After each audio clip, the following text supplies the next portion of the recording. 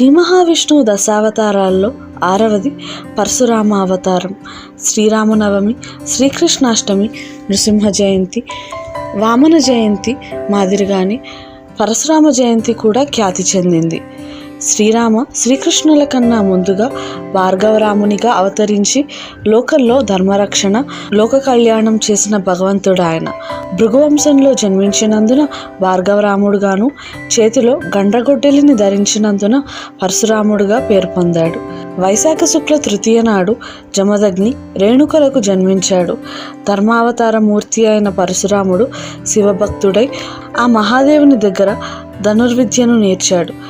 మహాబల పరాక్రమశాలి అయిన రామునికి పరమశివుడు అనుగ్రహించిన పరశువును ధరించిన తరువాత పరశురాముడయ్యాడు. పరశురాముడికి శివుడు భార్గవాస్త్రాన్ని అనుగ్రహిస్తాడు. ఆయన వేదాంగాలు అధ్యయనం చేయటమే కాక సకల క్షాత్ర విద్యా ప్రావీణ్యుడు కూడా. భృగువంశానికి చెందిన రుచిక మహర్షి భార్య సత్యవతి. ఈమె దివ్య తేజ సంపన్నుడైన కొడుకు కావాలని కోరగా వృచీకుడు అందుకు సమ్మతించి ఒక యజ్ఞాన్ని నిర్వహించాడు. ఆ సందర్భంలో తనకే కాక తన తల్లికి కూడా సంతానం కలగాలని సత్యవతి కోరుకుంది. యజ్ఞ ప్రసాదంగా చరువుని 2 భాగాలుగా చేసి మంత్రశక్తితో అభిమంత్రించాడు.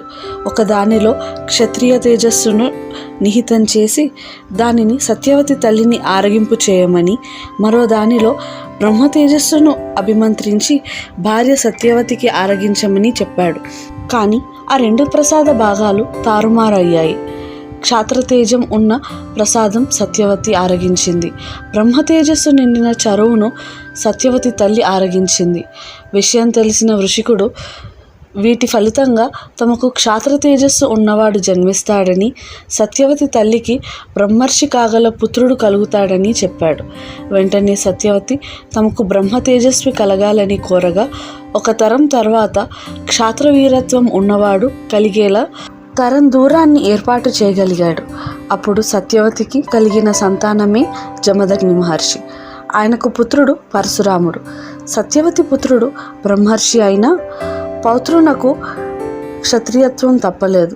సత్యవతి తల్లికి క్షత్రియుడైన గాదికి పుట్టిన విశ్వామిత్రుడు బ్రహ్మర్షి అయ్యాడు. జమదగ్ని పత్ని రేణుక ఒక గంధర్వుని చూసి చిత్తంలో విభ్రమం పొందింది. అది గమనించిన జమదగ్ని ఆమెను సంహరించమని పుత్రులకు ఆజ్ఞాపించాడు. జమదగ్ని పుత్రులు వసుమానుడు మొదలైన వారు తండ్రి మాటను ఇతర పుత్రులు అంగీకరించలేదు. కేవలం పరశురాముడు మాత్రమే పితృవాక్యాన్ని అనుసరించి తల్లి తలను నరికాడు. కానీ అతడిలో మాతృభక్తికి కొదవలేదు. తన తండ్రి జమదగ్ని తపశ్శక్తి కూడా పరశురాముడికి తెలుసు. అందుకే తండ్రి జమదగ్ని ఏదైనా వరం కోరుకోమంటే తన తల్లి రేణుకను బ్రతికించమని అడిగాడు. జమదగ్ని సంతోషించి రేణుకను పునర్జన్మింపజేశాడు. హైహాయ వంశీయుడైన కార్త్యవీర్యార్జునుడు జమదగ్ని ఆశ్రమం నుంచి కామధేనువును అపహరించగా పరశురాముడు అతడిని చంపుతాడు. కార్త్యవీర్యుడి పుత్రులు పరశురాముడు లేని సమయంలో జమదగ్ని తల నరికి వేస్తారు. జమదగ్ని భార్య రేణుక దుఃఖంతో నీ తండ్రి లేడని 21 మార్లు ఆక్రోశిస్తుంది. పరశురాముడు కార్త్యవీర్యుని పుత్రులనే కాక 21 మార్లు దండెత్తి దుష్టులైన క్షత్రియులందరినీ చంపుతాడు. దుష్ట సంహారం తర్వాత పరశురాముడు సరస్వతీ నదిలో స్నానం చేసి మహాయజ్ఞం ఆచరించాడు. ఆ యజ్ఞ ప్రభావంతో జమదగ్ని సప్తర్షి మండలంలో ప్రకాశించాడని పురాణ వచనం.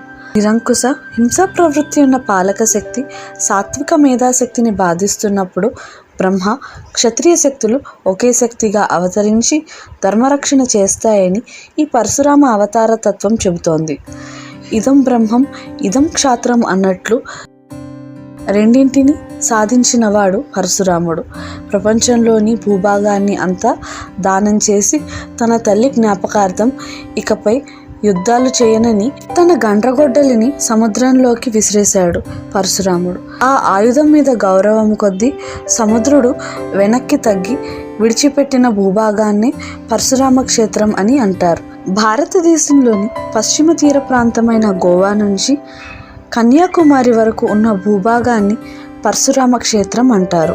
పరశురాముని ప్రస్తావన మనకు రామాయణ మహాభారత కాలాల్లో కూడా కనిపిస్తుంది.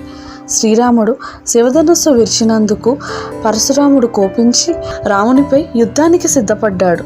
దశరథుడు అభ్యర్థించిన రాముడు శాంతవచనాలను పరశురాముడు పట్టించుకోలేదు. చేతనైతే తన వద్దనున్న విష్ణువిల్లును ఎక్కుపెట్టమని రాముడికి ఇస్తాడు. రాముడు దానిని అవలీలగా ఎక్కుపెట్టాడు. పరశురామునిలోని వైష్ణవ తేజస్సు శ్రీరాముని చేరుతుంది. శ్రీ మహావిష్ణువు ఏకకాలంలో తన దివ్యాంశను పరశురామ శ్రీరామునిలో నిక్షిప్తం చేశాడు. ఆ రెండు అంశాలలో ఒక అంశ యొక్క అవతార ప్రయోజనం తీరగానే రెండో అంశకు పరిపూర్ణతను చేకూర్చాడు పరశురాముడు. మహాభారతంలో పరశురాముడు 3 వీరులకు గురువు. మహావీరుడు భీష్ముడికి అస్త్రవిద్యను నేర్పించాడు. కర్ణుడు పరశురాముని వద్ద శిష్యునిగా చేరి అస్త్రవిద్యలు నేర్చుకున్నాడు. కానీ కర్ణుడు దాచిన నిజం వల్ల పరశురాముని శాపంతో నేర్చుకున్న అస్త్రవిద్యలు అవసరమైన సమయంలో ఉపయోగపడవని పరశురాముని శాపంతో నిష్ఫలమయ్యాయి. పాండవ కౌరవులకు వివిధ విద్యలు బోధించిన రాజగురువు ద్రోణాచార్యుడు కూడా పరశురాముని వద్ద దివ్యాస్త్రం పొందాడు. విలువిద్యలో అపారమైన ప్రావీణ్యం కల అర్జునుడు పరశురాముని మహేంద్రగిరి పర్వతంపై దర్శించుకున్నాడు. పరశురాముడు శివునకు ప్రియ శిష్యుడు. కుమారస్వామితో కలిసి పరశురాముడు శివుని వద్ద విద్యాభ్యాసం చేశాడు. పరశురాముని విద్యా ప్రావీణ్యం శివపార్వతులిరువురిని సంతోషపరిచింది. పరమశివుడు పరశువును భార్గవరామునికి ఇచ్చాడు. మన దేశంలో ప్రముఖ పంచ పరశురామ ఆలయాలు ఉన్నాయి.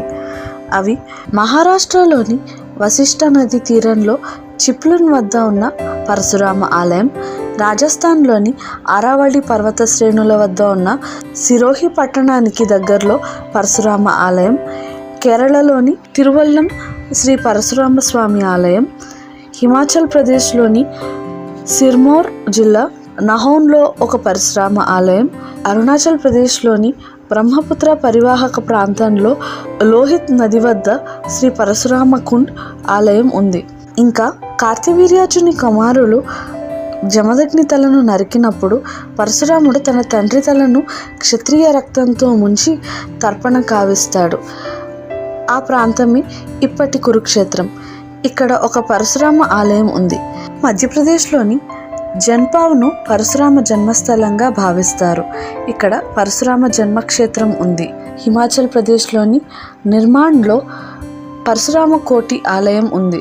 నిర్మాండ్ అసలు పేరు నిర్ముండ్, అంటే తలలేని అని అర్థం. పూర్వం ఇక్కడ మానవ బలులు జరిగేవి. ప్రస్తుతం జంతు బలులు జరుపుతున్నారు.